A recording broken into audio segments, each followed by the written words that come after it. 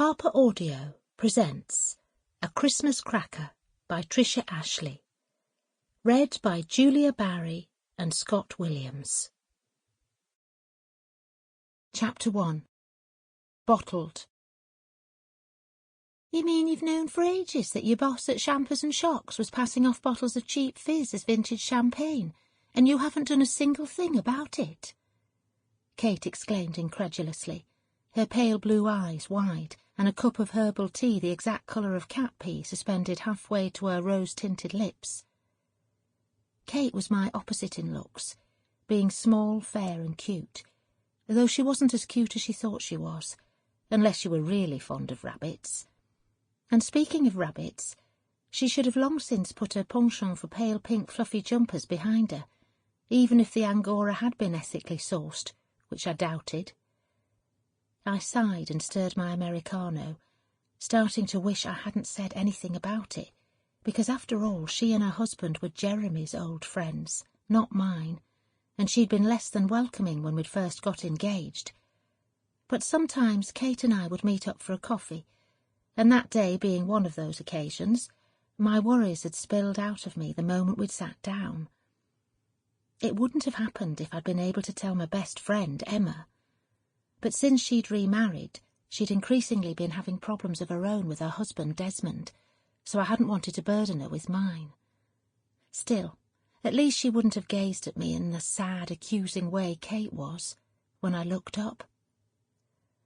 The idea that anything fraudulent was going on never crossed my mind until I found out by accident, I explained. I mean, I don't think I'd even seen a real bottle of champagne, other than on the TV, until I got engaged to Jeremy.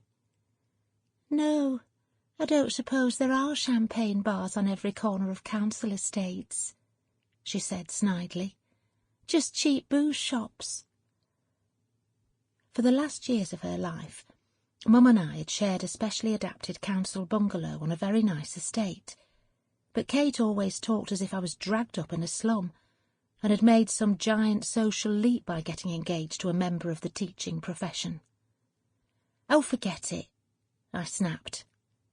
No, you can't just leave it there without telling me how you found out, and why you didn't report it to the police, she insisted. Because I thought it had stopped. It was before last Christmas, when I was packing special orders one evening and my boss and I were the only people there. There was a phone call, and I walked into his office to tell him, I have wondered about those late nights. Just the two of you, she said suggestively. I stared at her in astonishment. You don't mean you thought I was having a fling with Harry Briggs? I mean, apart from his being 20 years older than me and not my type, I'm in love with Jeremy, and wouldn't dream of cheating on him. Well, you have to admit it looked a bit odd. I don't see why.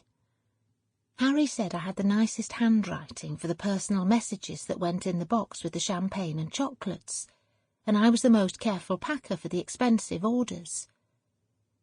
It was a pity, I thought, that those had turned out to be the fraudulent ones. Jeremy said you started doing casual evening packing work there while your mother was still alive, she said. Harry paid you cash in hand. Yes, because luckily our lovely neighbour was always happy to sit with Mum in the evenings for a couple of hours, and the money was useful. The carer's allowance doesn't go very far. I suppose not, she said disinterestedly. But go on. You walked into Harry's office, and then? Well, he was sticking labels onto bottles, which seemed odd, but he explained that sometimes they got damaged, and then he had to replace them. And you believed that? She said pityingly. You think it's that easy to get hold of extra labels? Not when I'd thought about it a bit, especially since it was the most expensive champagne we stocked. Most of what we sell isn't actually champagne, it's Prosecco, but that's made clear on the website. So, did you say anything to him at the time? I nodded.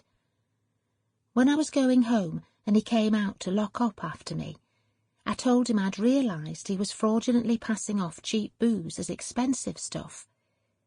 He Sample complete. Ready to continue?